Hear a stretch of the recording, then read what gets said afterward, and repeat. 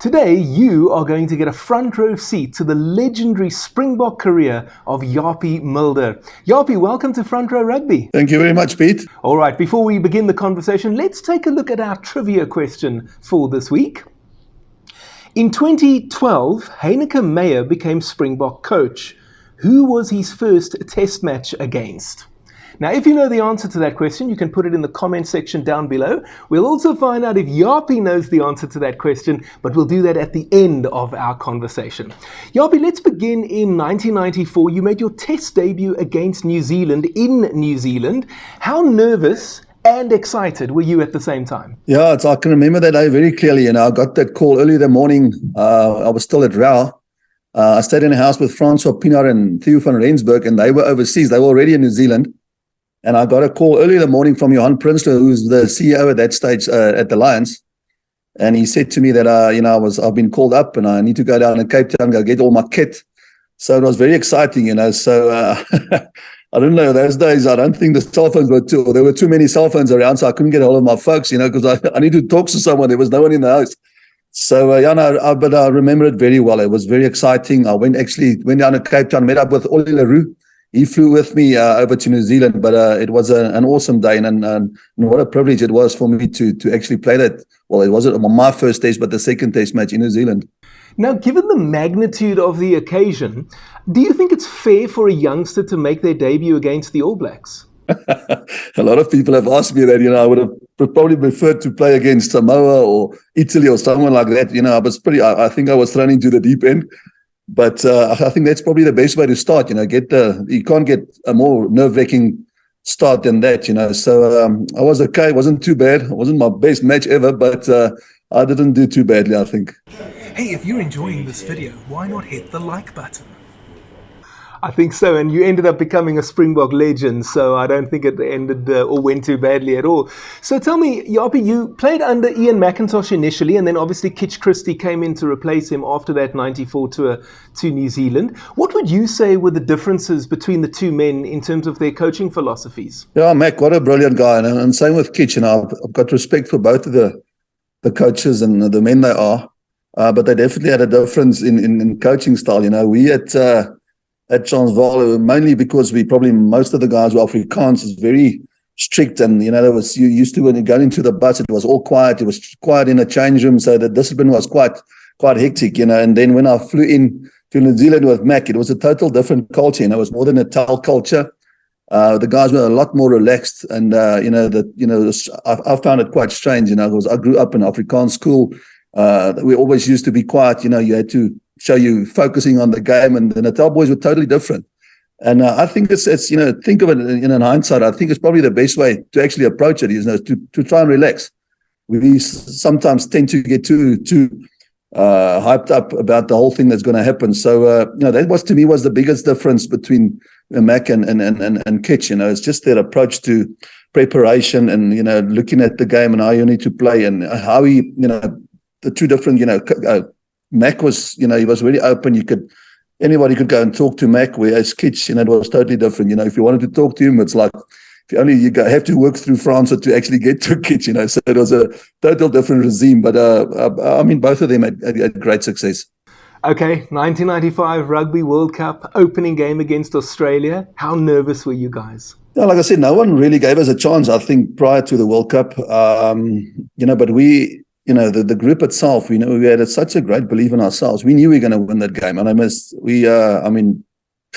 that group of, we were 30 in the group, or 27 or 26, we honestly believed that we were going to do it. There's a lot of pressure playing at home, especially in Cape Town. I remember the morning or the afternoon we drove to Newlands, and all the supporter links, that's when you actually realize, what the magnitude of the tournament is, No, it was huge, but the pressure, like I said, I think it's as long as you believe in yourself and you believe in the teammates around you, that takes a lot of the pressure away from you. So, like I said, and that's probably what made it not so bad for us to actually start and playing that opening game. I've actually watched that match back a couple of times, and it's my opinion that we looked quite nervous in the first 20 minutes especially, and then as soon as Peter Hendrick scored that try, everything changed. Would you go along with that? No, I tend to agree. I mean, it's like any test match. I think the first 10, 20 minutes is it's all nerves. But once you settle in, then you start feeling each other out, and then the nerves start to settle, and you can start playing rugby, But it's true what you say. I think when Peter went round Campo, which was probably one of the better wings in world rugby at that stage, I think the belief got a lot bigger that we can actually do this. Okay, let's move on then to the semi-final against France in Durban. How awful were those conditions? No, I've never played in conditions like that, Pete. I must be honest, I've played a few rugby games in my life, but I don't think I think I touched the ball once in that game. And it was awful. I mean, it was just basically a ball of kicking the ball around and chasing. That was a mess. Just happy we got through that one, but I remember prior to the game, I think they tried to start that game 3 times. And then the last time we went back into the change room, they said, if we don't come out this time, then they're going to cancel the game. And obviously before the sightings we had with James and Peter Hendricks against Canada, we were going to fall out and, France would go through to the final. So we were quite eager to get onto the field as well. And I think the French were pretty happy to stay in the change rooms. And I think that's probably what made the difference. We wanted to play and they didn't want to. But like you said, it was horrendous conditions. I remember the people wiping the water off the field, I think the referee, they said at one stage they were worried about people getting or drowning or nonsense like that underneath the rucks or anything. But, but thank God we did start the game, and it was tough. It could have gone any way. I think, but the upper hand was on our side, and we managed to pull it through. Absolutely. So, Japie, in the lead up to the final, did you guys talk much about Jonah Lomu? No, obviously, it didn't take much because we played on the Saturday against France, and on the Sunday England played against New Zealand. I think it was at Newlands, but we were all in the team room watching that game. We obviously knew we'd be in the final now. But that game, when I think Lomu had he scored three tries that game. He went over Mike Cat and he went Mal. So it went a bit quiet in the change room. The guys were starting to look at each other and think, what the hell are we going to do here?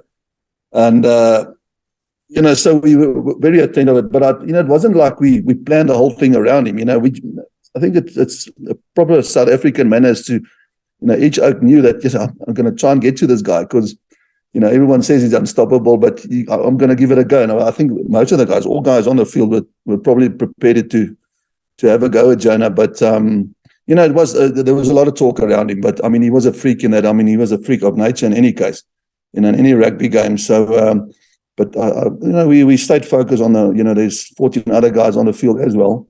So, we just knew that if he gets the ball, something special needs to happen. Now, Japie, similar to that opening game against Australia, I've watched the final back a couple of times as well, and I'll give you my take on that. I actually think it was our best performance of the entire tournament. I think we looked very comfortable. I think the All Blacks broke through our first tackle maybe twice in the entire match. And the scoreline, I think, flatters the All Blacks.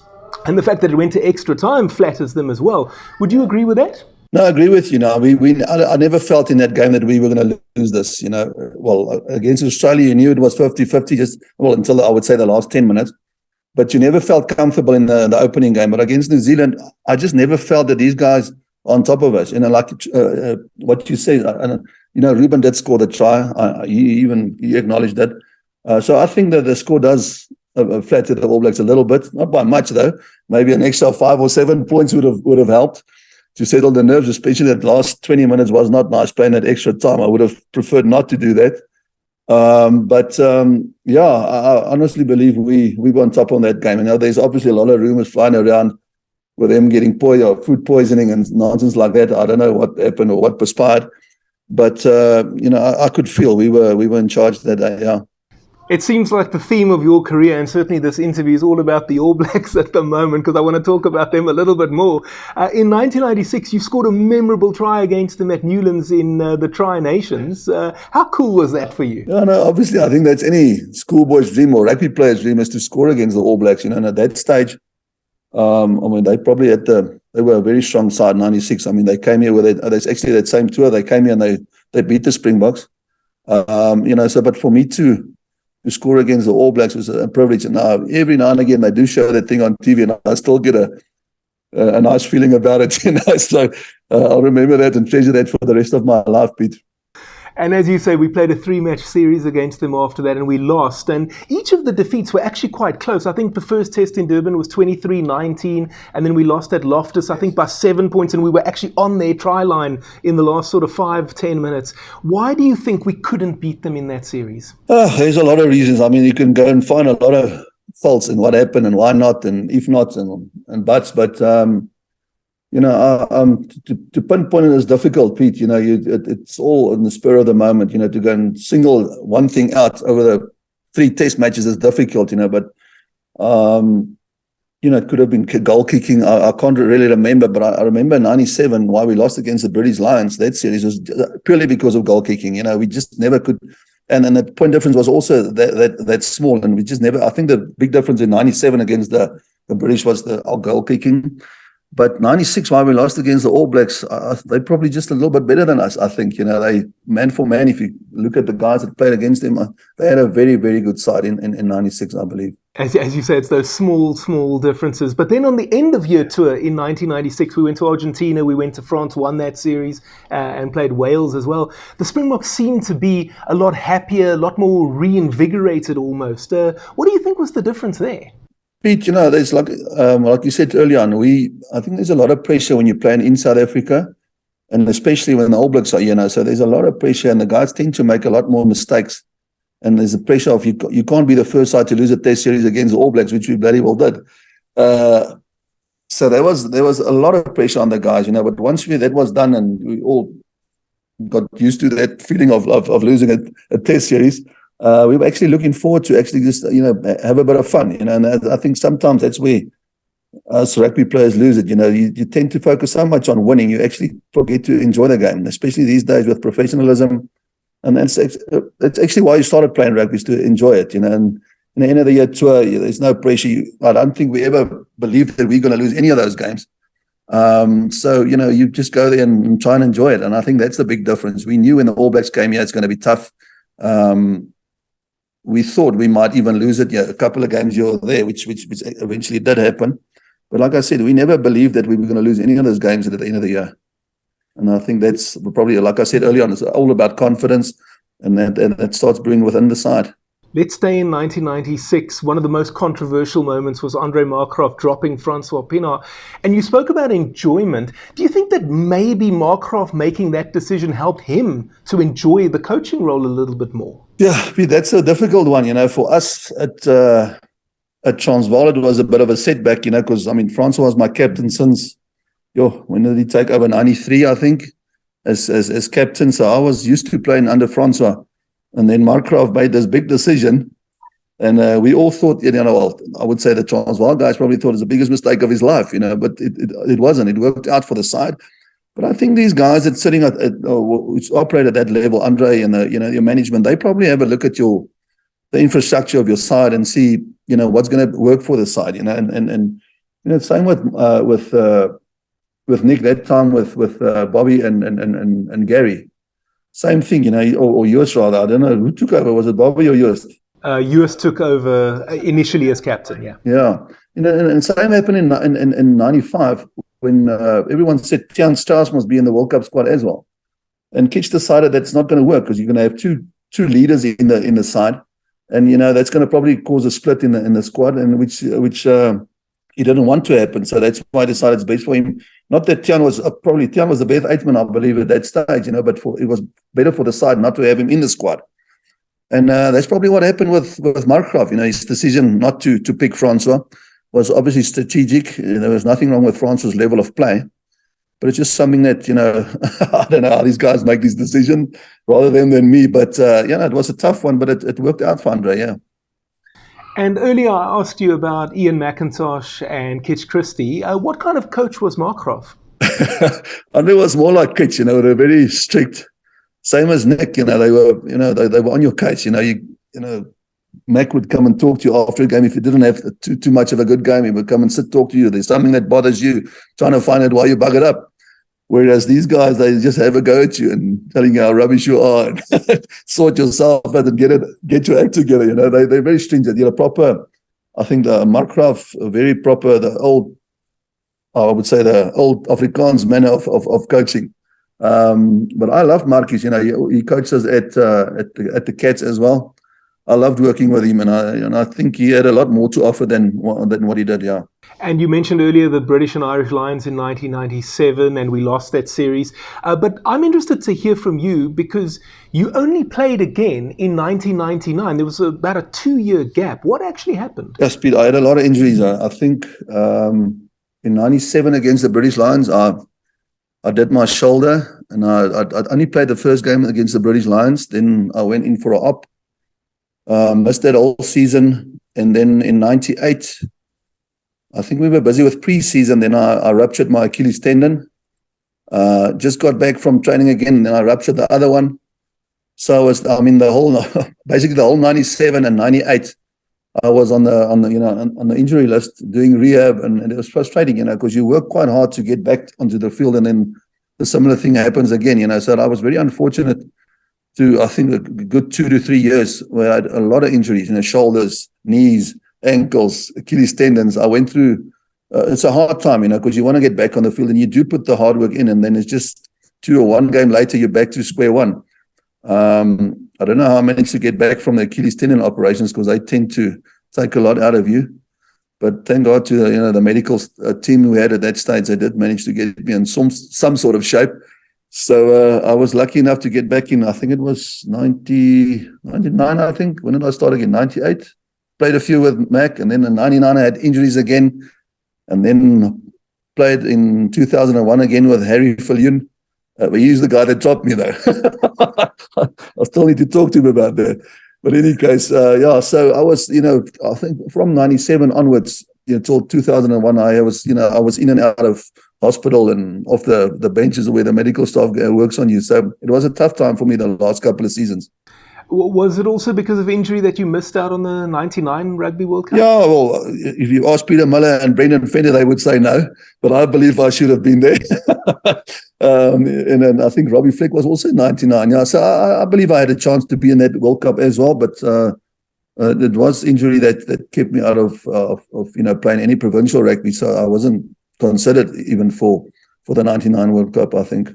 So your career straddled the amateur era and the professional era, and I think we all know that the guys in the late 90s and early 2000s were not earning the same kind of money that they do today. What can you tell us about that? Yeah, it was different times. I actually, like I said previously, I enjoyed the amateur era a lot more than I did the professional side, purely because we did a lot of training when we turned professional, but it was a different vibe in the side, when you play an amateur. There's not a lot, but there's pressure, obviously, but it's not this pressure from the union and everyone from all over the world expecting you to create wonders.